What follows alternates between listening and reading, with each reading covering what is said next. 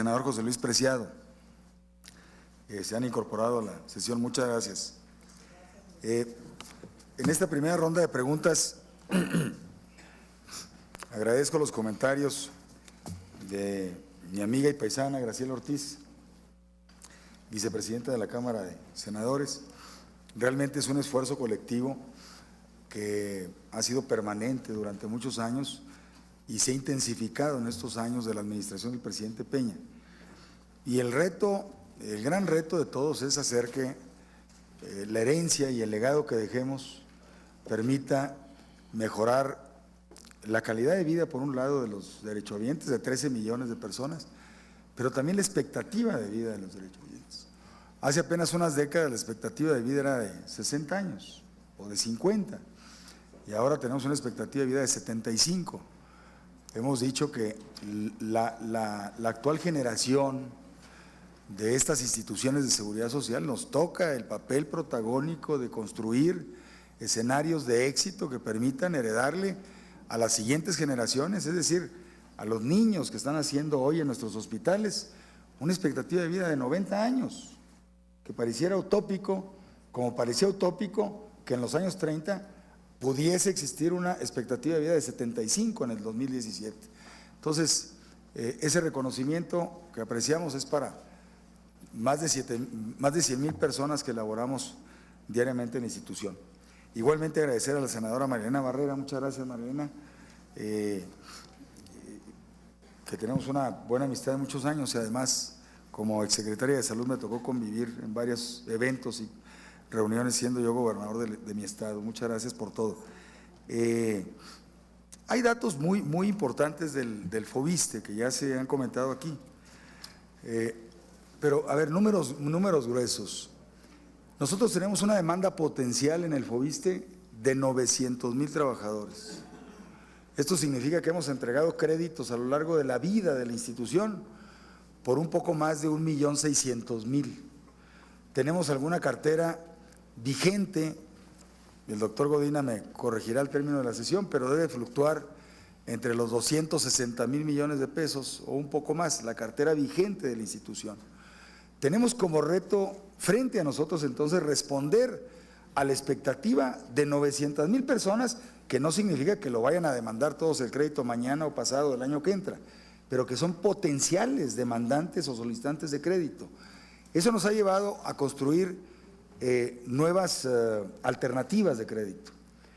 Crecimos en esta administración el número de subsidios que le asignaba la Canadevi al Infonavit o a otras instituciones y que a nosotros nos daba 1,000 subsidios al año. ¿Cómo lo hicimos? En una negociación para crecer los rangos del subsidio, que no se entregaran solamente a derechohabientes con salarios de 2.5 salarios hacia abajo, sino hasta 5 salarios mínimos, lo cual amplía el horizonte de trabajadores del ISSSTE que tienen rangos salariales un poco arriba de lo que regularmente atendía la Canadevi a través del Infonavit. Son pasos muy importantes que se comentaron en la intervención, senadora. El tema del segundo crédito, se aprobó la reforma a la ley del ISSSTE de 2 de sus artículos que impedía la asignación del segundo crédito. Este fue el primer año de conformidad con el artículo transitorio de la propia reforma, se llevó a la Junta Directiva, en la Junta Directiva como máximo órgano del ISSSTE, aprueba los criterios de asignación del segundo crédito y se inicia con los primeros 4,800 o 900 créditos, segundos créditos. Es decir, si una persona tuvo un crédito lo contrató hace 25 años y lo terminó de pagar hace 5, está impedido acceder a un segundo crédito para mejorar las condiciones de su vivienda. A partir de esta administración y a partir de este año en particular, se apertura el segundo crédito como ya existía en el Infonavit hace muchos años. Me parece que es un gran logro de la administración y del impulso del Congreso también para las reformas a la ley correspondiente, a la ley del ISSSTE. La asignación de 15,000 millones de pesos está proyectada a 2017 y 2018. Es decir, además del programa ordinario tradicional, se asignan créditos especiales para las zonas afectadas. Una cosa es la oferta y otra cosa es la demanda. Yo puedo ofertarle a Chiapas 500 créditos ordinarios y puedo tener una demanda de 150, pero la oferta por parte del gobierno está presente y estará presente en todas las entidades. ¿Por qué hago esta consideración? Porque en Chiapas o en Oaxaca el 98% de las viviendas dañadas eran viviendas de trabajadores, de personas no afiliadas al sector formal, ni trabajadores del sector público en particular. Es decir, son personas que autoconstruyeron su vivienda y que merecen o requieren para el trabajo de autoconstrucción un esfuerzo vía el Fonden, como se está haciendo, que van a recibir cerca de 120,000 pesos para en diferentes administraciones poder iniciar y continuar y terminar la reconstrucción de la vivienda. El seguro de daños contratado por el FOVISSSTE y por el ISSSTE para todos los créditos vigentes, incluso si yo tenía un crédito y tengo mi seguro este año y pagué mi crédito en febrero de este año, el seguro permanece vigente durante el año. Es decir, todos estos seguros, primero, comprende el pago de hasta 1,000,000 de pesos para restituir la vivienda. O sea, comprende la asignación de hasta 35,000 pesos para el menaje de casa dañado y una renta mensual de 5,000 pesos, 5,000 pesos por 6 meses para que te puedas mudar y tener tiempo pues de ubicar la vivienda la nueva vivienda. ¿Qué hemos hecho en la parte de la transparencia y la agilidad en la respuesta? Primero, desplegar un ejército en las calles de las zonas afectadas, para que rápidamente pudiésemos cumplir con las formalidades que la SEDATU y que la propia Secretaría de Hacienda establecen para bajar los recursos del Fonden. Y hay una serie de criterios que te dicen, debes tener un georreferenciador para ir a la vivienda, constituirte en la vivienda, tomarle fotografía a la vivienda, georreferenciar la vivienda, enviarla por satélite para que la reciban y a partir de ahí se mete a una tubería para que Bansefi pueda emitir las tarjetas que tienen el monedero electrónico para disponer de los recursos. Desplegamos a cientos de personas en campo para verificar que primero el afectado es el dueño de la casa, segundo que efectivamente es un daño total de la vivienda, porque puede pasar de un estatus de parcial a total o viceversa. Y entonces todo esto le da certeza, seguridad, transparencia. Y tenemos otra vertiente, el caso de la Ciudad de México, que aquí es donde está la mayor parte de las viviendas dañadas. Te doy el dato, o les comparto el dato. Pérdida total en los estados de Chiapas, Estado de México, Morelos, Oaxaca, Puebla, Tlaxcala. Pérdida total, 23 viviendas, solamente en esos estados. Pérdida parcial, 565 viviendas. Es decir, es un universo muy pequeño, pero en la Ciudad de México, pérdida parcial, 8,135 viviendas y pérdida total, 97 viviendas. Ese es el universo y el contraste de una zona urbana, que es la Ciudad de México, o algunas de la zona urbana de Puebla, versus la zona rural de Chiapas, de Oaxaca, de Morelos, de Tlaxcala, en donde realmente el diseño y el esquema es totalmente diferente al que ya comentamos aquí. ¿Es suficiente la infraestructura? Pues siempre será insuficiente porque la población es creciente, pero lo que hemos estado haciendo a través de los recursos fiscales y de los nuevos esquemas autorizados por la Secretaría de Hacienda, nuevos esquemas de financiamiento, es encontrar modelos que permitan mejorar la infraestructura existente de hace 40 años y construir nuevos hospitales. Yo puse ejemplos, los primeros en las láminas que presenté son inversiones de casi 6,000 millones de pesos con recursos presupuestales, fiscales. La ampliación del Hospital del Estado de México, de Aguascalientes, de Zaguayo, Michoacán, de Torreón, de todos estos. Y luego un nuevo modelo de asociación público-privada para hacer hospital, donde no tenemos un hospital o donde debemos sustituirlo y no tenemos recursos para hacerlo. Entonces, el dilema es, o nos asociamos en el modelo autorizado por la Secretaría de Hacienda con las restricciones, previsiones, candados de los propios contratos establecen para tener un hospital de corto plazo y evitar la subrogación en clínicas particulares, o nos esperamos a ahorrar 10 años para tener 500 millones, 800 millones para construir un hospital. Estamos en este proceso de ampliación, de modernización, que permite dejar también un ISSSTE no solamente más humano, sino un ISSSTE más moderno. Senador Isaías González, el CLIDA efectivamente es una gran clínica, es un centro. A ver, la apuesta y el sector médico que nos acompañan, tanto aquí como en la gradería, la apuesta de las instituciones de salud es al primer nivel de atención. Es decir, sale mucho más económico un paciente diabético controlado, identificado, diagnosticado y controlado en el primer nivel de atención, que un paciente diabético no controlado, con ceguera profunda y con una amputación, la necesidad de una amputación en un hospital de tercer nivel. Por mucho es el costo superior. Entonces, el CLIDA viene a cumplir este objetivo, que por lo menos 2 veces al año, derechohabientes en ciertos rangos de edad, había ciertos límites antes, ahora lo abrimos ya,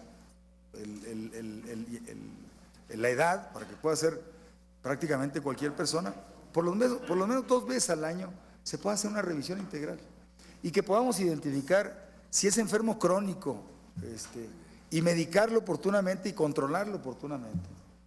Y si tiene alguna otra enfermedad, algún tipo de cáncer, diagnosticarlo con la oportunidad que permita también no solamente disminuir el costo en el tratamiento, eso pudiera ser secundario, sino ampliar sus expectativas de vida. No es obligatorio, pero es importante normar, claro que sí, que pueda ser obligatorio para los trabajadores en determinado rango de edad.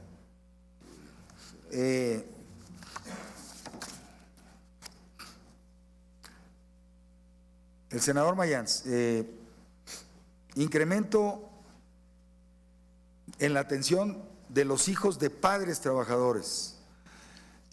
Yo debo comentar que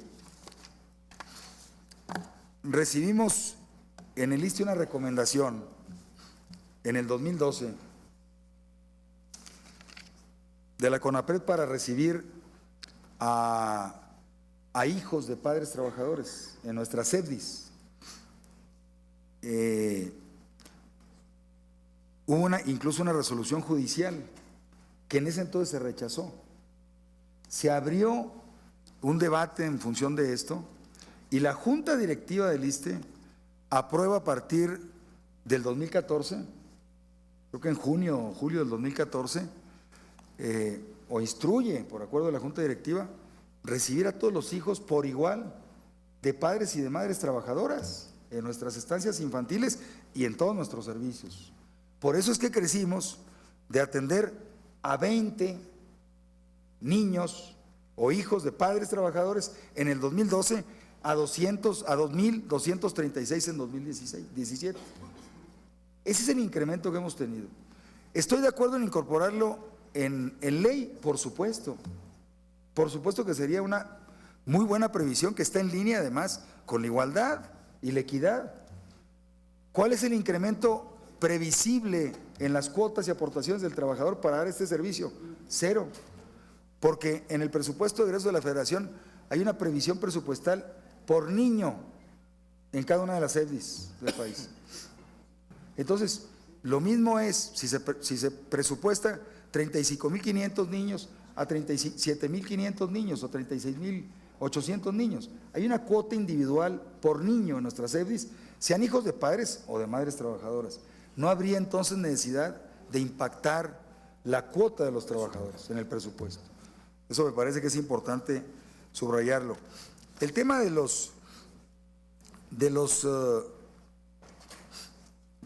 la subrogación. Actualmente el ISSSTE subroga algunos servicios. Tiene servicios integrales, no propiamente son subrogaciones. Los servicios integrales son servicios que se contratan. Pero los servicios que subrogamos en este momento son esencialmente de diagnóstico y de tratamiento. ¿Cuál es el monto de la subrogación de servicios de los auxiliares de diagnóstico? 82 millones de pesos. ¿Cuál es el costo de auxiliares de tratamiento? 141 millones de pesos. O sea, estamos subrogando realmente, en el sentido estricto de la palabra subrogación, 220 millones de pesos. De un gasto operativo anual del ISSSTE, que además hay que puntualizar, es el mismo gasto operativo en pesos corrientes, en pesos constantes, el del 12 al del 17, ha habido un incremento en términos nominales, pero hay un decremento en términos reales. El gasto operativo del 2012 era de 62 mil millones de pesos, el gasto operativo del ISSSTE, de todo el sector salud y del resto de la prestación de los seguros. Ha tenido un incremento nominal, pero si impactamos la inflación de todos estos años, en términos reales, el gasto operativo del año 2017 es inferior al del 2012. Eso habla que el ISSSTE ha hecho un gran esfuerzo de contención del gasto y hemos priorizado la parte sustantiva, como es el caso que mencioné del senador Joel Ayala, de las 10,000 nuevas plazas. Tenemos ahora 10,000 nuevos médicos, enfermeras contratados conforme a la ley, ¿sí? Con el mismo gasto operativo, dentro del cual está el gasto corriente. Entonces me parece que es un dato. El tema de los APPs, se ha modificado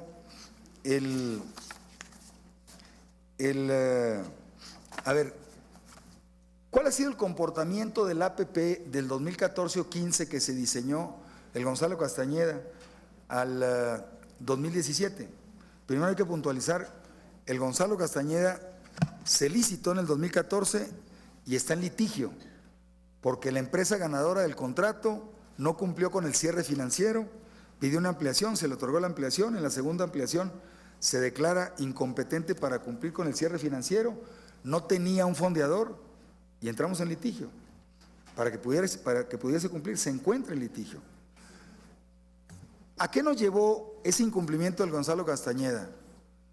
A grapar para los futuros APPs del ISSSTE el fondeo con manobras. No andar buscando particulares para el fondeo y poder garantizar ciertas tasas accesibles para la amortización del proyecto hospitalario del APP a 20 o 25 años.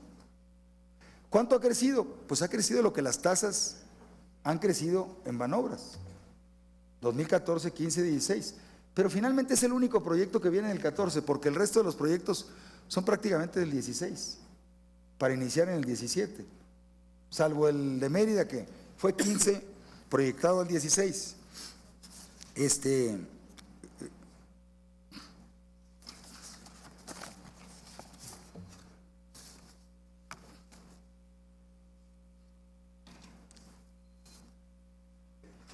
Ahora, el tema de los APPs también es importante puntualizar.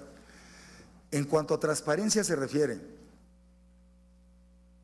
todos los APPs que estamos impulsando los trabajamos durante meses con la unidad de inversiones de la Secretaría de Hacienda y Crédito Público, pero cada año se incorpora en el presupuesto de egresos de la Federación el monto de cada proyecto y el detalle de ese monto está en el anexo del presupuesto de egresos de la Federación, el detalle de lo que representa el impacto presupuestal que va a tener en las finanzas públicas. Entonces me parece que hay razones y justificación suficiente para poderlo incorporar para poder hacer y buscar estos ejercicios. A ver, también el ISSSTE, mencioné las reservas, ha hecho un gran esfuerzo para contener el gasto operativo y ha logrado crecer sus reservas, porque ha habido años en que el proyecto de reservas era de 3,000 millones de pesos y terminamos reservando 8,000 millones de pesos en el 2014. ¿Por qué? Porque la stringencia presupuestal y la política de gasto del gobierno de la República la debemos atender todos los organismos descentralizados y entidades del sector. Y el ISSSTE ha actuado con una gran disciplina presupuestal y una gran responsabilidad. Y lo que hay que dimensionar es que el ISSSTE tiene ahora la reserva más grande que haya tenido, una reserva financiera que va a cerrar el 2018 con más de 80,000 millones de pesos. Ningún problema financiero del ISSSTE, ninguno, rebasa los 10,000 millones de pesos. Tenemos una reserva suficientemente robusta para hacer frente a cualquier contingencia que se presente en el futuro. El pensionista, habrá que revisar el tema de la comisión. Actualmente, como bien lo señalaba el senador, es la comisión más baja, es la que mejor rendimiento da, de casi 11%. Pero hay que decir algunos datos importantes. El pensionista es la FORE pública o la FORE de las 11 que más ha crecido en los últimos años. A ver, cuando empezó la vigencia de pensionista, el pensionista administraba 288,000 cuentas y hoy por hoy administra 2,280,000 cuentas. En esos años, en el 2007, cuando la reforma, tenía activos el pensionista por 50,000 millones de pesos. Hoy tiene activos por 180,000 millones de pesos. Es un crecimiento exponencial y ha mantenido su baja comisión, sus altos rendimientos, ha estado cumpliendo con lo que la ley establece de entregar a los cuentavientes los remanentes operativos. Y bueno, en el esquema pensionario debemos hacer de manera objetiva y en un ejercicio de prospectiva qué es lo que habrá de suceder con pensionista. A ver, pensionista administra, decía yo, más de 2 millones de cuentas, pero no todas las cuentas son de servidores públicos. Pensionista está administrando a la fecha casi 500,000 cuentas del sector privado. Es decir, personas que estaban en otra FORE y que migraron al pensionista precisamente por los rendimientos. Porque algunos han dicho, bueno, pensionista tiene 2 millones de cuentas porque son todos los servidores públicos que de manera obligada van para allá. La portabilidad de la cuenta del retiro es absoluta y es el espíritu de la ley, de la reforma del 2007. Y luego hay que decir, por otro lado, que el pensionista administra las cuentas individuales que van a permitir en el futuro quitarle la presión de gasto pensionario al gobierno de la República. Porque el tope, según el informe actuarial, el último informe actuarial 2016, el tope alto del sistema tradicional o del 10º transitorio, del régimen tradicional, va a llegar a su cúspide en el 2036. Y a partir de ahí va a empezar a declinar para que las cuentas individuales, el régimen de cuenta individual, tenga plena fortaleza y vigencia en el 2070. Entonces, bueno, pero si no hubiésemos hecho la reforma del 2007, la proyección de gasto, a ver si el año pasado o este año, bueno, el año pasado tuvimos un gasto pensionario de 163,000 millones de pesos. Sin la reforma hubiésemos tenido un gasto pensionario de 200,000 millones de pesos. Y si este año no tuviésemos la reforma, el gasto pensionario, la presión al gobierno de la República hubiera sido de 250,000 millones de pesos. Es el tamaño y la dimensión de la reforma, pero bueno, me quedo con el planteamiento, senador, de ver aquí está el vocal ejecutivo de pensionista, el tema de la comisión. Creo que es todo, ¿no? Gracias, señor director. Concedemos el uso de la palabra a la senadora Marilena Barrera. ¿No? Senador Isaías González. Bueno, yo quiero reconocer los datos, la información que aquí nos ha presentado, a cuántos millones de trabajadores atienden, cuántas consultas.